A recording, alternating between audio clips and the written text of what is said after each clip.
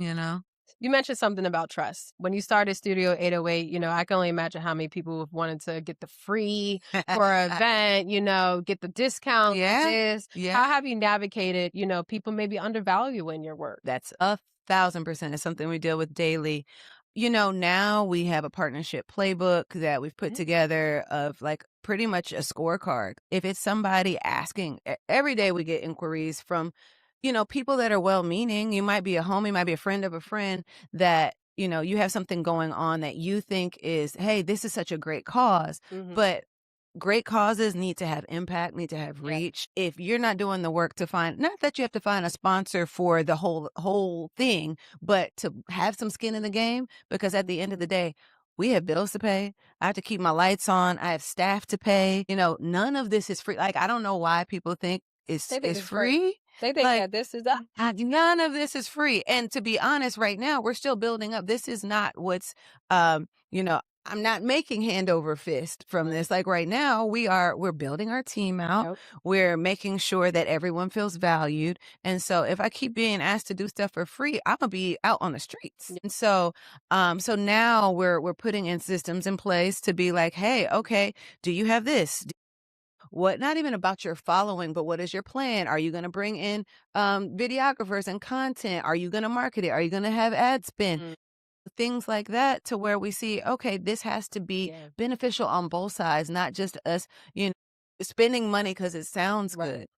And it's fine. Like, there are moments where, okay, this might just be a break even thing, Right. but it's something that aligns with our values, Yeah. and it's something that's going to like benefit not only all parties, but whoever's coming here. Rising tide lifts all boats. Yep. It needs to be something that, whether it's people coming in for the experience, our staff, us, the space, it checks all the boxes. That's And real. yeah. And That's so, real. but all the time I get, hey, I just want to throw this. And at this point now, I will tell everybody, hey, this is what you're gonna have to negotiate. This is what the rates are. Yep. And if you're trying to say, all right, well, can you work with me? This is the baseline. Where are you trying to go to? But I'm not gonna just be like, yeah, anybody and their mama can come and do something for free. And look, because that's another issue in our community, Yeah. and that's not even just here in Houston. Yeah, Like, yeah, that's yeah. It's a global Black issue. Like, right, people, right. please be Let's fair, because I support your people. support your people, and if you Yeah. don't have the money, right, then yes, get on a general consensus of how y'all can really work, but don't be disappointed if the answer is no, That no. And Like, it's no shade, because it's like, I can have friends and people that I'm like, I see what you're doing. yeah, I support you.